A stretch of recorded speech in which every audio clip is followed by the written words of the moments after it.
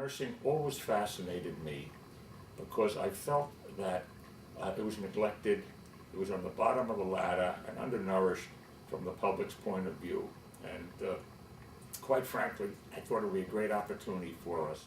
Having made the decision that nursing is great and that they need some encouragement and perhaps some funding from us, we took the jump and jumped into nursing. That's the reason we started with nursing. We've never, ever looked backwards. I think what we did was good. I think we are in the forefront of seeing nursing develop into an enormously more recognized profession than it might have been a number of years ago, and we're excited to be part.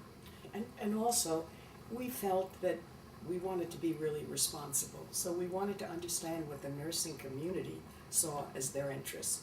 And we convened a large group of hospital administrative people, we convened a lot of nursing school people, and we asked them, what do you see as some of the real needs in your profession? And we had very free-willing discussions with people from many different aspects of the field. And they gave us a whole lot of material about where they saw the drawbacks, where they were concerned about perhaps evidence-based practice or lack of diversity or retention in the field or the salary disparities. And so when we heard all of that, we felt more equipped to kind of address some of these other issues. So we did it very, very responsibly, and we got our toes wet. My friends all thought I was absolutely crazy, and even to this day they don't understand. Why nursing? Why'd you pick nursing? They truly have their own interests and very hard to sway them financially or any which way that nursing is what it is. We all are going to need a nurse. And besides that, we can do a lot for nursing. But I struck out with my immediate group of friends because they really didn't get it. I know that you've recently decided to make faculty development a priority for the Jonas Center. I'm wondering if you could tell me a little bit about that. Why faculty development? Well, I think that one of the questions we asked was, what is happening to our economy? What is happening to our labor force? And where are people deciding to spend their lives in terms of professional experience? And many, many, many people were saying, whether they were young or whether they had just graduated from school, they were all saying we'd like to be nurses, and many, many deans were telling us they had to turn away countless numbers of very, very qualified applicants. And the issue was that there was a lack of faculty, that either they were aging out, they were burning out, they were unable to make it. They were saying there's a real dearth, and then we checked with a whole host of other institutions, Hartford, the Moore people out west, and we got a resounding, a real kind of consensus that this was a major, major problem. And so we decided to address that issue.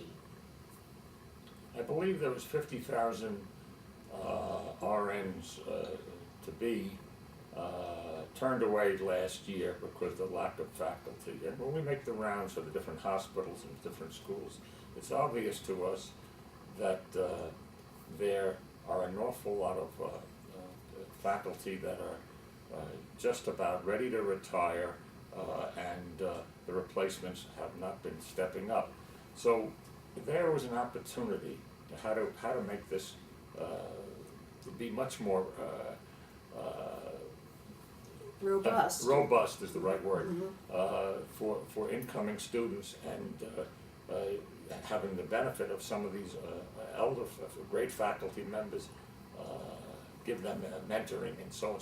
So we are going full blast now to encourage doctoral programs and to enhance, not only in New York, but nationally, to make sure that we don't have a shortage of faculty, because that's the key ingredient for these for this problem to dissipate. Mr. and Mrs. Jonas have been working on faculty development and have really seen an increased need in two ways.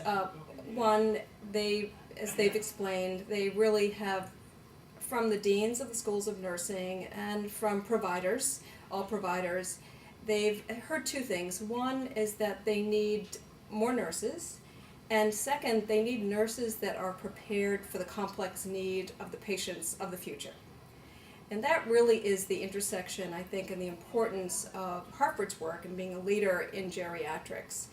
They have seen for many years the needs of geriatric patients, and I think it's one of the reasons that it's on everybody's agenda and everybody's mind, because of the focus, the interdisciplinary leadership of the Hartford Foundation.